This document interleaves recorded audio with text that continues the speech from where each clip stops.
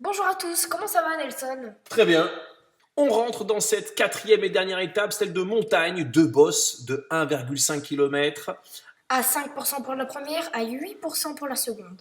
On va tout de suite voir les points attribués pour le maillot à pois et le maillot vert. Il y a un sprint et le compte double, autant dire que c'est là-dessus que va reposer l'attribution du maillot vert. Pascal qui le porte, ce maillot vert, il se bat au coude à coude avec Nathan et... Il semblerait qu'on ait besoin de la photo finish pour savoir si Pascal perd son maillot vert. Et oui, pour une demi-roue. Le coureur de la Golden s'offre un quatrième maillot vert en cette édition du TT. Un record dans cette catégorie-là. Il faut remercier le fabuleux travail de Nicolas Visini, qui a pris le départ juste pour l'emmener, alors même que sa femme accouche. Mikael Abrard, lui aussi en quête de son Graal, de son quatrième maillot à pois, lui aussi sur les 7 TT, a fait le trou dans cette montée de Châteauneuf, de la Montagnette, magnifique écart creusé, à la pédale, au talent, à l'éclat. Alors que le maillot jaune se méfie toujours de Mika, c'est un peu le choc des titans, le Federer Nadal du TT. Derrière, l'armada bleue, les squads de la Française des Bleus limitent la casse et puis les écarts sont conséquents. Sébastien Gagnère revient, je pense que dans la descente il devrait rentrer, tout comme Fabien et Lucas. Lucas, dans sa quête de maillot à pois, là, fait une mauvaise opération et Mika en fait une superbe. C'est un petit peu plus heurté maintenant avec ce groupe de 4 et Pascal Chirac qui est deuxième du classement général, porteur du maillot vert, qu'il a d'ores et déjà perdu. Maël Berthier, Pascal Guédan, Nathalan.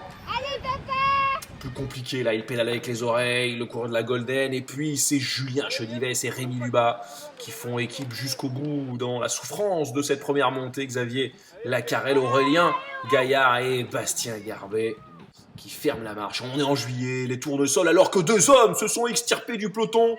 Une attaque extraordinaire de Sébastien, suivie par Alain Bocato, qui peine parfois à tenir le rythme de l'homme de la 4 centimes. Fabien et Julien tentent de prêter main forte, mais derrière, ça veille au grain. On voit que Lucas veut partir aussi aujourd'hui. Il était déjà sorti hier. On est dans Vivier, Nelson. Oh, Michael qui plante une banderie, tel un toréador qui secoue le peloton. Magnifique. Pascal Chirac en personne, puis Aurel le maillot jaune et Fabien. Les cadors prennent ça très au sérieux, cette attaque de Mika qui a volontairement pris le bouillon. Tout à l'heure, il y a une heure au contre-la-montre individuelle, sans doute pour pouvoir sortir. Et tenter un coup avec ce fameux bon de sortie. Eh bien non, il n'en est rien. Les cadors verrouillent la course. Il en plante une deuxième, c'est extraordinaire ce qu'on voit là. Mikael Abrard fait rêver tous les téléspectateurs. Et encore une fois, ça repart. Pascal Chirac, décidément, est d'humeur. D'ogre avec un appétit de glouton. Il discute avec le patron des Ariel et avec Mika en personne. Mais que se disent-ils? Pascal Guédan en profite pour prendre la poudre d'escampette sur la droite. Oh là là là là là, mais que va-t-il se passer? Est-ce qu'ils vont le laisser partir? Est-ce que le coup de pédale? Oui, il est véloce, merveilleux, il est rejoint par Mika et par Lucas visiblement qui passe. Ils sont trois, ils ont 150 mètres d'avance maintenant sur le peloton qui semble avoir un petit peu marqué le coup. Il faut dire que les organismes sont fatigués de ces à-coups. Ça suit ou pas? Pascal Guédan s'interroge. Ouais. Ils ont le vent de face maintenant. Ouais, il s'entend bien, il faut dire que devant, il y a 1 minute d'avance pour Sébastien et Alain. On passe sous le pont entre Le Teil et Montélimar, on va tourner à droite, direction la voie rapide pour rejoindre Rochemaure. Diablement efficace ce Mika aujourd'hui avec des attaques champagne. Ça ne tergiverse pas. Alors que dans le peloton, nous dit-on, ça fait un peu l'accordéon. On part à gauche, direction Rochemaure. Mika veut s'offrir le Graal, le maillot à pois. Et on arrive à Rochemaure et on voit les deux hommes en tête de la course, Sébastien et Alain, qui ont plus maintenant qu'une vingtaine de secondes, mais ils vont pas se relever car on n'est pas loin de l'arrivée. On est à 4 km du pied de la dernière montée. Ouais, ils se relaient, Mika et Lucas et Pascal, et à eux trois, forcément, face à Sébastien un peu émoussé, tout comme Alain d'ailleurs. Et les trois hommes rentrent sur les deux fuyards. Allez les gars. Et tout de suite, Pascal les encourage à collaborer. de façon à ce qu'à 5, on rentre dans le taille, on le voit sur le panneau. Mika prend les manettes maintenant. On voit le tracé de cette montée de la Sablière, 1,6 km à 8,2%. On est dans la rue de la République, on va tourner à droite et on attaque tout de suite les pentes de cette montée légendaire pour les Taïwa, tellement raide. Mika ne veut perdre aucune seconde dans sa quête de victoire sur l'étape reine. Sébastien se sent aussi l'âme d'un guerrier. Et Lucas ne lâche rien, les trois hommes montent très vite. Pour Pascal, c'est un peu plus compliqué, avec un coup de pédale plus emprunté à l'image. Il cravache. On voit ce profil avec 2 temps, en bleu des pentes à 7%, une deuxième moitié à 11% en noir. On va passer sur la longue ligne droite après le point A. Et Tristan Hubert, qui est parti de ce qui restait du peloton, qui est bien décidé à aller chercher les échappés. Mika a pris un peu le large.